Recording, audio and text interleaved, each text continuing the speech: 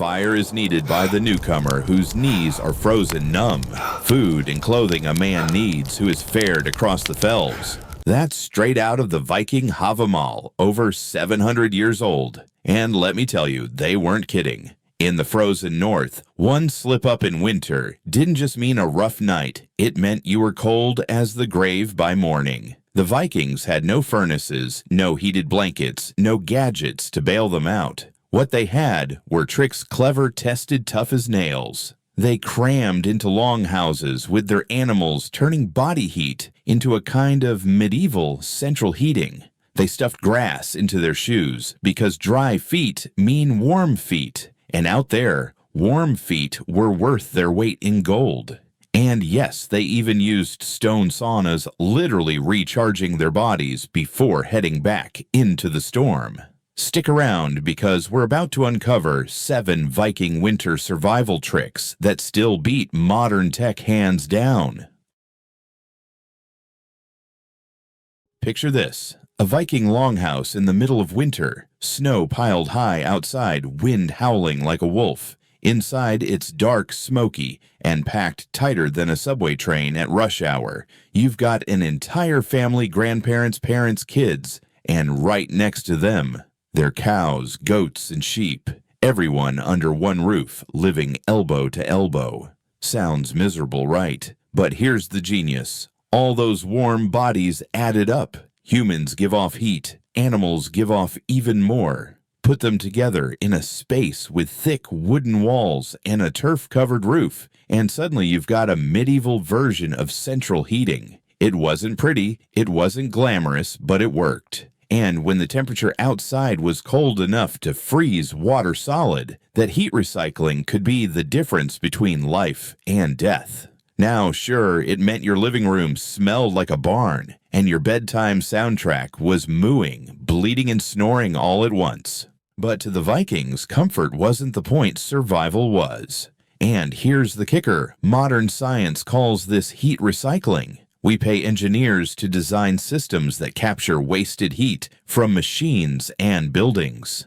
Vikings, they just shoved a few cows inside and called it a night. In today's world, we joke about being packed in like sardines. For the Vikings, that was a survival strategy. The warmth of a cow might not sound like much, but in the dead of winter, that warmth was worth its weight in gold. And it kept families alive night after night in one of the harshest climates on Earth. Now, let's talk about Viking footwear, because if your feet freeze, the rest of you won't last long. The old saying goes cold, feet cold, body. And the Vikings knew that better than anyone.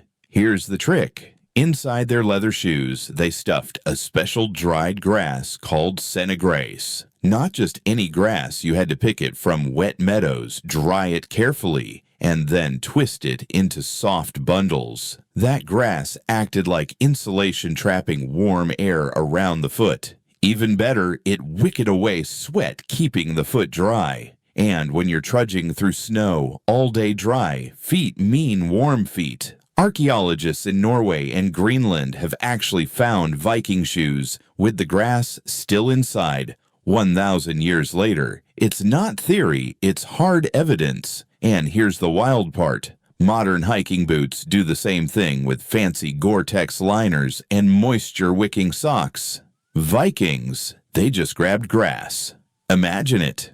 You're crossing an icy fjord, wind slicing through your cloak, but your toes are still hanging in there because you've got nature's own thermal insoles. No frostbite, no numbness, no losing your footing. As long as you changed out the grass when it got damp, your shoes worked like a built-in heater. Sure, it wasn't glamorous. You'd have to sit down every night, pull the grass out, dry it by the fire, and stuff in fresh bundles. But survival isn't about style, it's about systems. And this system worked. So the next time your waterproof boots start leaking on a cold hike, just remember a Viking would have laughed, bent down, and shoved some grass inside. Crude maybe. Effective absolutely.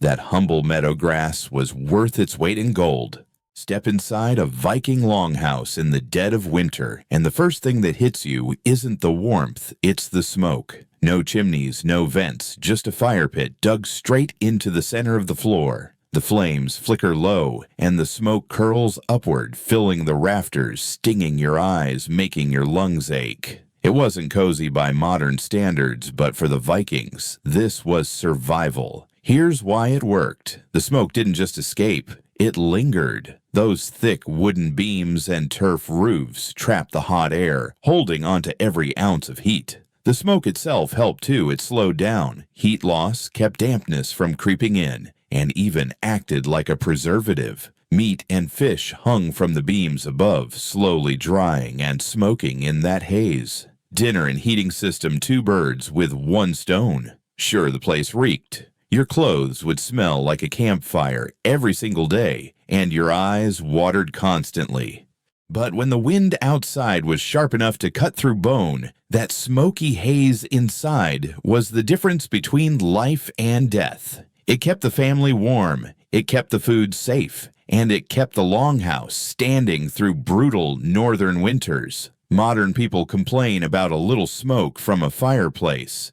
For the Vikings, smoke was part of the deal. As the saying goes, where there's smoke, there's fire, and where there was fire, there was life. Rough around the edges, sure. But in that world, rough was exactly what kept you alive.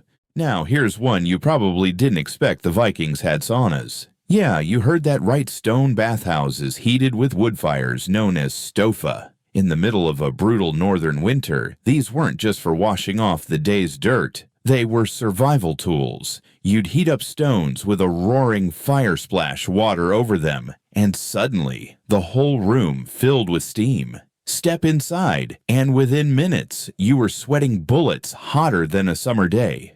Why did this matter? Because after hours of freezing winds and snowdrifts, your body was chilled to the core. The sauna gave you what we'd call today a full recharge. Muscles loosened, blood circulation kicked back in, and you walked out glowing, red heart pumping like you just ran a mile. That heat soaked into your body, and if you quickly wrapped yourself in dry wool afterwards, you could hang on to that warmth for hours, even out in the cold.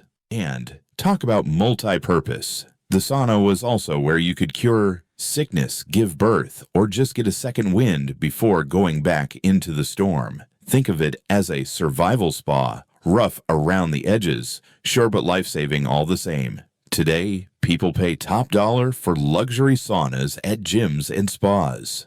The Vikings. They were doing it centuries ago with nothing but stone walls, firewood, and some clever engineering. Hot as hell, yes, but in a land where winter could kill you by morning, that kind of heat was worth its weight in gold.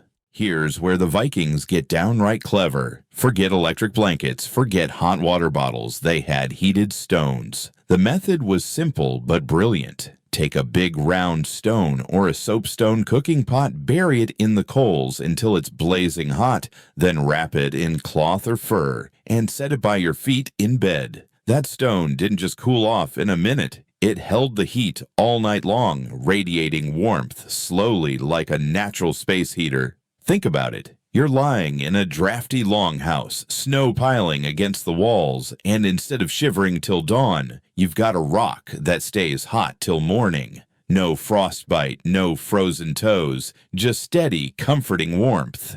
And it wasn't just for sleeping. Soapstone cookware worked the same way. Heat up a pot during the day, fill it with stew, and the stone walls of the pot acted like insulation, keeping food warm for hours. 2 survival hacks for the price of 1. Today, we carry fancy thermoses and rechargeable hand warmers. The Vikings. They just said, heat the rock. And honestly, it worked. Soapstone is dense, built like a tank, and it holds the heat better than most modern cookware. Archaeologists have found these pots all across Viking settlements, many blackened from centuries of use. Sure, you had to be careful. One careless move and you'd burn a hole straight through your bedding. But handled right, it was a game changer. In a land where winter could kill you overnight, a single heated stone was worth more than gold. Hot as a rock, and that heat kept you alive. Here's a survival hack that didn't come from fire or fur, it came from food. The Vikings ate fat. A lot of it. We're talking fatty fish from the fjords, seal blubber butter, soured milk, even reindeer meat packed with calories. Not exactly a keto diet by choice, it was survival. Archaeologists analyzed Viking bones in Greenland and found that up to 80% of their calories came from marine fat and protein.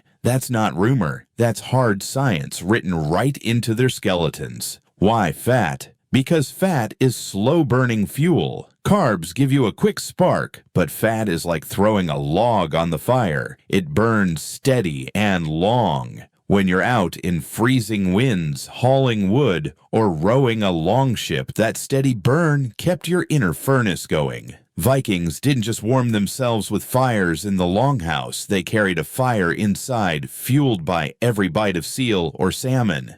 And it worked. A belly full of fat-rich stew could keep you warm through hours of cold labor, giving what we'd call today stick-to-your-ribs energy. It wasn't glamorous, but it was brutally effective. Think about it. Modern hikers pay extra for high-calorie energy bars, or survivalists pack MREs designed to be calorie-dense. The Vikings. They had nature's MRE fish oil seal, fat butter churned from hardy cows. No fancy packaging, just pure fuel for the fire. Sure, you might wrinkle your nose at the idea of chewing seal blubber, but in the middle of a Greenland winter, that fat was a biological heater. It kept blood-moving muscles working and families alive. In that world, fat wasn't the enemy, it was survival itself. Now, for the simplest Viking hack of them all, just pile in together. When the nights got deadly cold, Vikings didn't spread out across the room like we do today. They slept shoulder to shoulder, hip to hip, sometimes even lined up in rows like a human shield wall. It wasn't exactly private, and it sure wasn't glamorous, but it worked. Body heat added up fast. One person might radiate a little warmth, but a whole family pressed in tight created a furnace under the furs. Snug as a bug in a rug, even if the rug smelled like goats. Picture it. Grandparents, parents, kids, maybe even a couple of cousins, all packed in like sardines under layers of wool and fur. Add a few dogs at the foot of the bed, and you've got a living, breathing heating system. Of course there were drawbacks. Somebody always snored loud enough to shake the rafters. The biggest guy in the bunch probably stole the covers every night. And if you were stuck in the middle of the Viking sandwich, well, getting up for a midnight trip outside was pretty much impossible. But funny as it sounds, this trick saved lives. In a world without thermostats, communal sleeping was a biological insurance policy. Alone, you froze. Together, you made it till morning. Even today, survivalists will tell you if you're stranded in the cold huddle close. The Vikings just took that rule and made it part of everyday life. It wasn't pretty, but when the storm raged outside, that shield wall in bed kept the frost at bay and kept families alive. The storm has passed. Outside the Longhouse sits buried in white snow, piled against its walls, smoke curling lazily out of the turf roof. Inside the fire pit still smolders stones glowing faintly, bodies huddled under furs.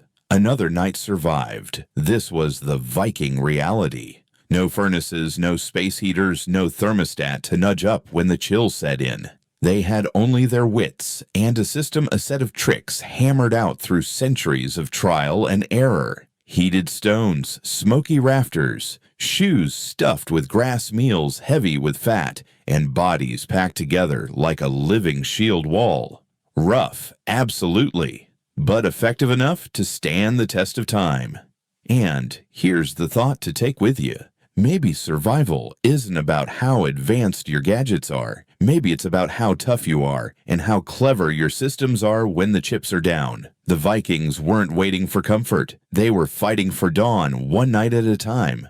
At the crack of dawn, when the sky finally lightened and the smoke thinned, they stepped out tired, stiff, but alive. And that was victory. So ask yourself, with all our modern tech, all our smart devices, could we do the same? Or have we grown soft while the Vikings, with nothing but dirt floors and fire pits, were tough as nails? Because in the end, the cold doesn't care about your gadgets. It only cares whether you know how to fight it. And the Vikings, well, they proved they did.